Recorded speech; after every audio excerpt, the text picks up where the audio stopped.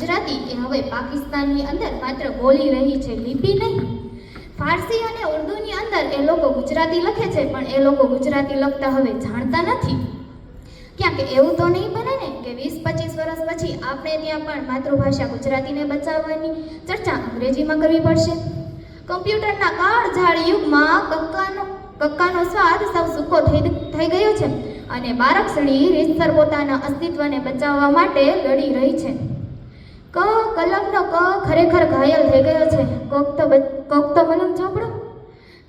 ખડિયાના ખમાં શાહી ઘૂટી ગઈ છે.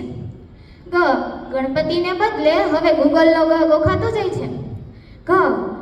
અમે બે અને અમારા ઉપર એક ઘરનો ઘ પૂર્ણવિરામ પામી ગયો છે. ચકલીનો ચ તો ખોવાઈ ગયો છે આ મોબાઈલના ટાવરોની વચ્ચે. છત્રીના છ ઉપર માતૃભાષાને પ્રેમ કરનારા લોકોનો વરસાદ સાવ ઓછો થઈ ગયો છે. જમરૂખનો જ હવે જંક ફૂડમાં ફુગાઈ ગયેલા ખમણ જેવા બચ્ચાઓને જન્માવી રહ્યો છે. ટપાલીનો ટ તો ટેબ્લેટ અને ટ્વિટરના યુગમાં ટીંગાઈ ગયો છે. એક જમાનામાં ટપાલીની રાહ આખું ગામ જોતું, હવે આખા ગામની રાહ ટપાલી જુએ છે કે કોક તો ટપાલ લક્ષી હજુ. ઠળિયા થૂકી થૂકીને બોર ખાતી આખી પ્રજાને બજારમાંથી કોક અપહરણ કરી ગયું છે. ડગલા તરફ કોઈએ ધ્યાન ન દીધું એટલે જ એ મનોચિકિત્સકની દવા લઈ રહ્યો છે. એસી સ્કૂલમાં ભણતા આજના બચ્ચાઓને પાણાના ઢગલાનો એની સહેજ પણ કિંમત નથી. એની ફેણ તો લોહી લુહાણ થઈ ગઈ છે, પણ એને લૂછવાનો ક્યાં સમય છે કોઈ પાસે? વીર રસનો લોહી તરસ્યો તલવારનો ત હવે માત્ર વાર્ષિકોત્સવના રાસમાં ક્યાંક દેખાય છે. થડનો થ તો હવે થપ્પામાં રિસાઈને સંતાઈ ગયો છે, કેમ કે એ સંતાનો થડને છોડીને કલમની ડાળે ચોંટ્યા છે. દડાનો દ માં તો કોઈએ પંચર પાડી દીધું છે, એટલે જ બિચારો દડો દવાખાનામાં છેલ્લે શ્વાસ ઉપર છે.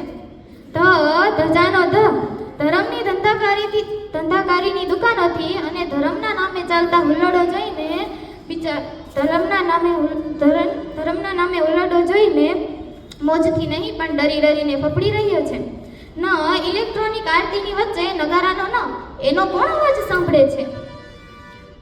પતંગનો પ તો બહુ મોટો માણસ થઈ ગયો છે અને હવે તો 500 કરોડના કાઇટ ફેસ્ટિવલના નામે ઓળખાય છે. એલઈડી લાઇટના અજવાળામાં ફાનસનો ફ હવે માત્ર ફેસબુક પર દેખાયા કરે છે. બુલ ફાઇટના ક્રેઝની વચ્ચે બકરીનો બ એનો તો બધાએ બેન્ટ વાળી દીધો છે. મોબાઈલ અને કમ્પ્યુટરની અદ્યતન રમતોમાં ભમરડાનો ભ તો સાવ ભરખાઈ ગયો છે. મરચાનો મ તો કેપ્સિકમ બની ગયો છે અને મોબાઈલના સ્ક્રીન સેવર પર ક્યારેક ડોકાયા કરે. ગાય ને ગાયનો બંને બિચારા થઈને કતલખાને રોજ કપાયા કરે છે. લખોટીનો લ તો ભેદી રીતે ગુમ છે, કોઈને મળે તો ચોક્કસ કહેજો. વહાણનો વ એ તો હાજી કાસમની વીજળી સાથે જ કદાચ જળ સમાધિ લઈ ચૂક્યો છે. સગડીનો સ માં તો કોલસા ઘટી જવાની અણી ઉપર છે. એટલે જ કદાચ સકોરાના શ એ નવી પેઢી પાસે માતૃભાષાને બચાવવાની ભીખ માંગવી પડી રહી છે. ફાડ્યો શ એ તો ભાષાવાદ, કોમવાદ અને પ્રદેશવાદના દ્રશ્યો જોઈને જ છાનોમાનો આપઘાત કરી ચૂક્યો છે. હળનો હ એ તો વેચાઈ ગયો છે અને એની જમીન ઉપર મોટા મોંઘા મોલ ખડકાઈ ગયા છે. પહેલા તો એમ લાગતું કે માત્ર અળ જ કોઈનો નથી, પરંતુ હવે તો એમ લાગે છે કે આખી બારક્ષડી કોઈની નથી, અનાથ થઈ ગઈ છે. ક્ષાત્રત્વની જેમ માતૃભાષાના રખોપા કરવાનો જ્ઞાન યજ્ઞ ક્યાં ચોઘડીએ શરૂ કરીશું આપણે સૌ. સ્કર્ટ મીડી પહેરનારી અંગ્રેજી માસીએ ઘર પચાવી પાડ્યું છે અને સાડી પહેરેલી ગુજરાતી માની આંખો લાલચોળ છે. પોતાના જ ફળિયામાં ઓરમાણ થઈને ગુજરાતીમાં કણસતા હૈયે રાહ જુએ છે કોઈ દિવ્ય 108ના ઇંતજારમાં.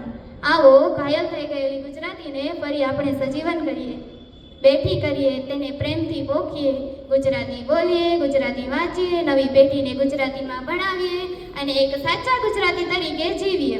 જ્યારે પાકિસ્તાનમાં ગુજરાતી માટે આંદોલન થઈ રહ્યું હોય ત્યારે શું ગુજરાતી માટે જાગવાની જરૂર નથી? અસ્તુ.